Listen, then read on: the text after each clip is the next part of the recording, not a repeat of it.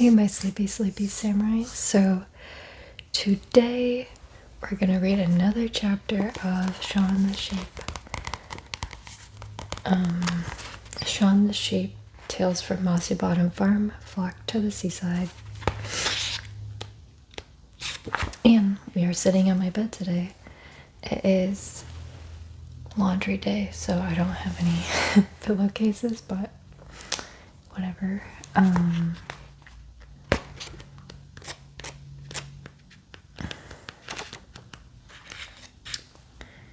Let's see where we left off. I'm pretty sure we're at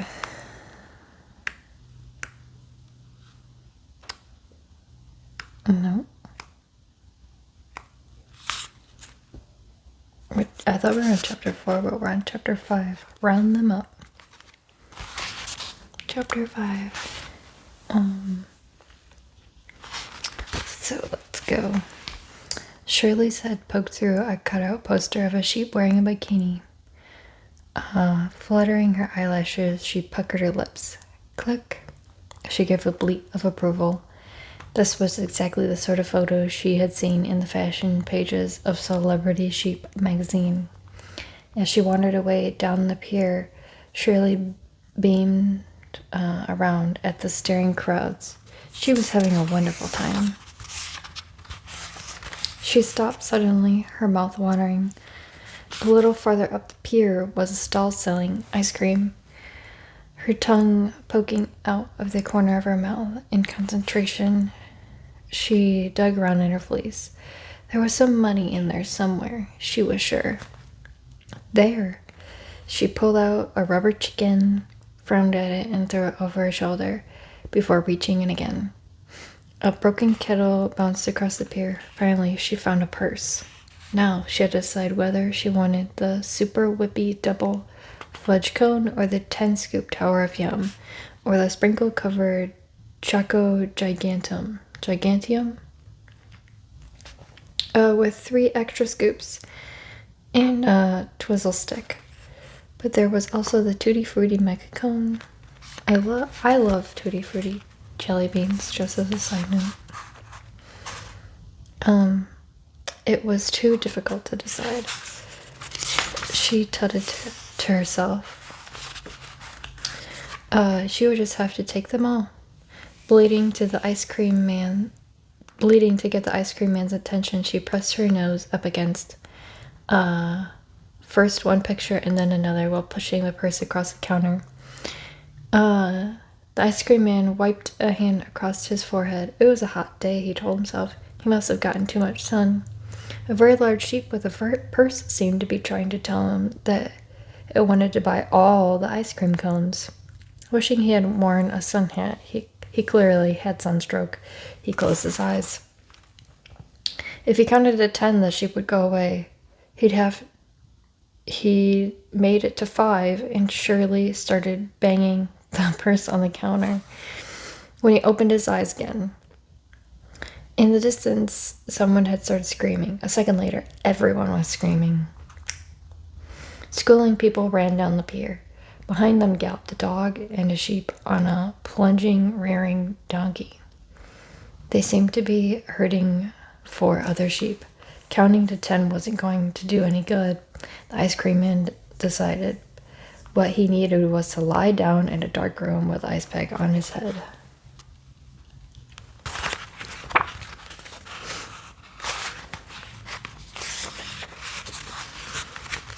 Waving his hands, which Shirley thought was a sign for her to help herself, he ran yelling to the edge of the pier and jumped over the edge.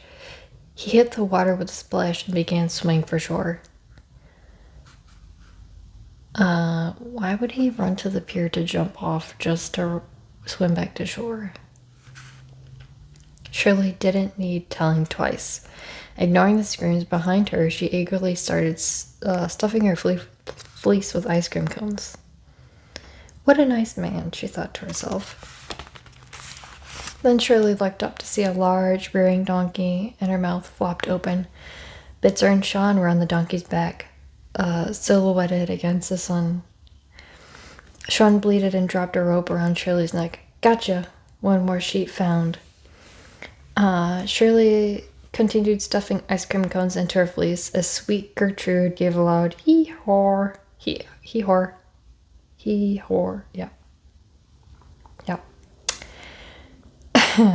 Hooves clattering on the pier, the donkey set off at a gallop. Shirley held on tight to the ice cream stall, but it was no good. She was dragged along the pier. Over the noise of screams and galloping hooves and an ice cream stall collapsing, Shaun bleated urgently. Bitzer had seen it too. He pulled sweet Gertrude's left ear. Up ahead, a fluffy white tail disappeared into a tent. Outside was a sign.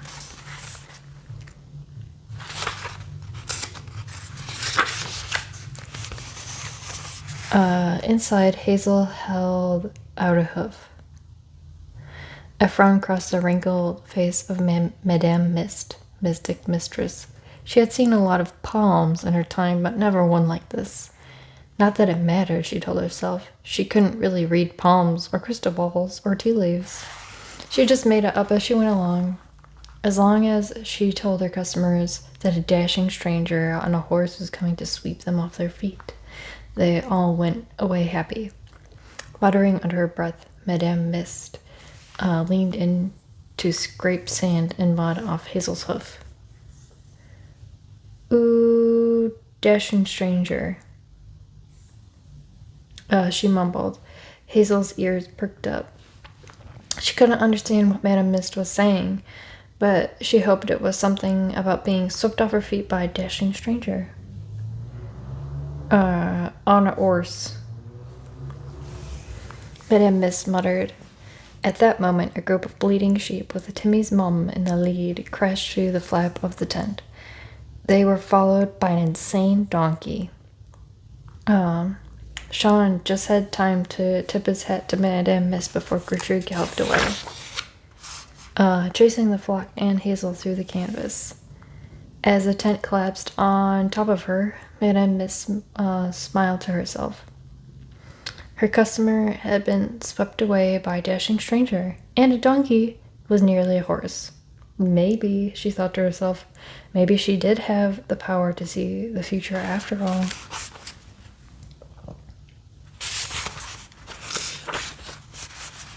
Chapter 6, Big Top Flock. Nuts wriggled his bottom into a ringside seat between two ladies under the circus big top. With the rustle of his paper bag, he offered... Ooh, God, don't eat those. He offered around some of the chocolate-covered raisins he'd found in the rabbit hutch. Delicious. One of the ladies said, fluttering her eyelashes and smiling at the funny-looking man in his thick woolly hat and sweater as she took a handful. Ooh. A second later, she spat chocolate-covered raisins into the circus ring. Because it wasn't raisins, lady. Choking, she turned to Nuts and gave him a cold glare. Nuts smiled and shook the bag. Would she like some more? The lady scoffed, the lady scowled, shifting away from him on the bench. With a shrug, Nuts helped himself to the contents of the bag. People were strange, he thought, scooping chocolate-covered raisins into his mouth. He munched for a few seconds, then frowned. Something wasn't right. The chocolate-covered raisins were nice and chewy, but the flavor wasn't quite what he had been expecting. In a strange way, they tasted a little bit, he thought about it. Well, rabbity. Shrugging again, he shoved another hoofful into his mouth as the lights went down. He was going to see a show after all, and what a show. The pictures on the posters outside promised acrobats, jugglers, clowns, and a tabby cat leaping through a ring of fire. Nuts bleated with his excitement. He could hardly wait. Oh, Nuts.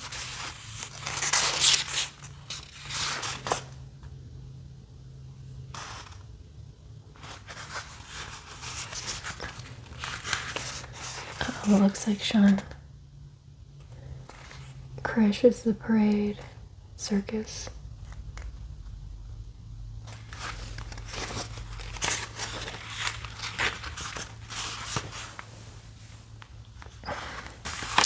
Nuts sat up in his seat, chocolate-covered raisins dropping from his mouth.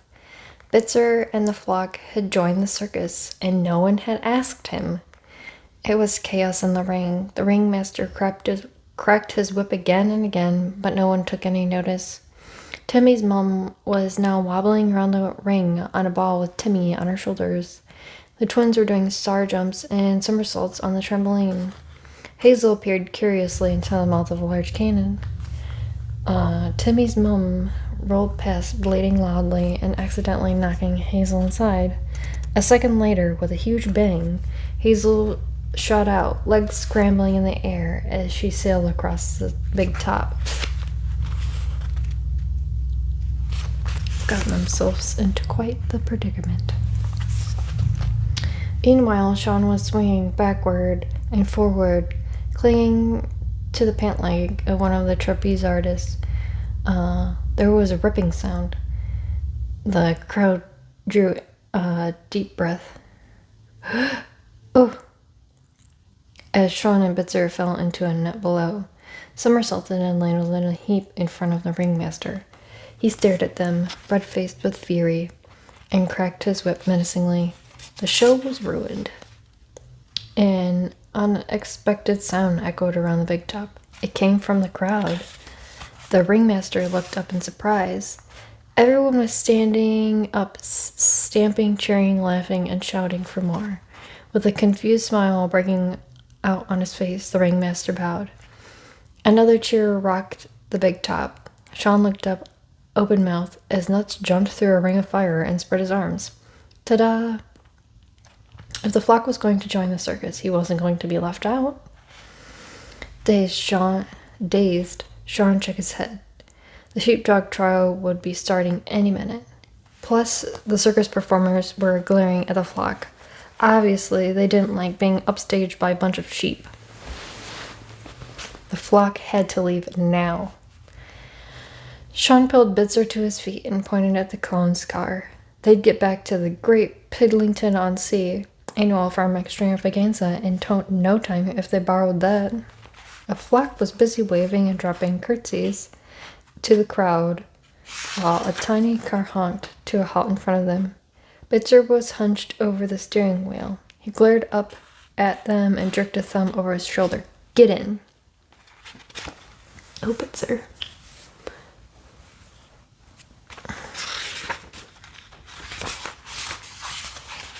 Look at all those sheep. Timmy's mom shook her head. They were stars.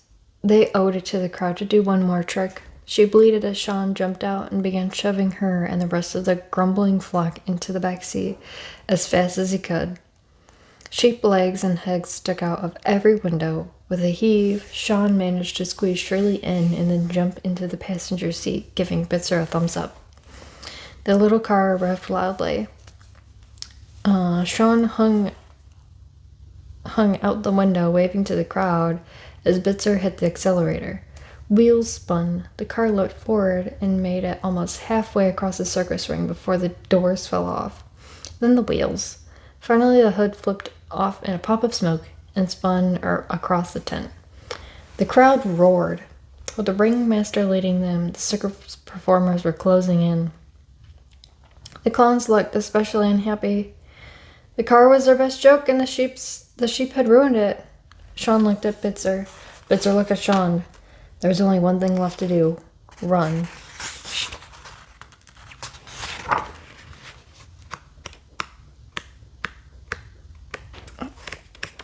Okay, we only have 2 more chapters left, and I think we are going to save that for our next video, so I can read this to you guys one last time. And that'll be it for our Shaun the Sheep reading time. Alrighty guys, well I'm really glad we got to spend this time together, and I hope this video helped you in some way. Either reduce stress, anxiety, or maybe you're even asleep. And if you're asleep, I want you to know that I appreciate you. But if you're awake and you made it to this point in the video, you are amazing.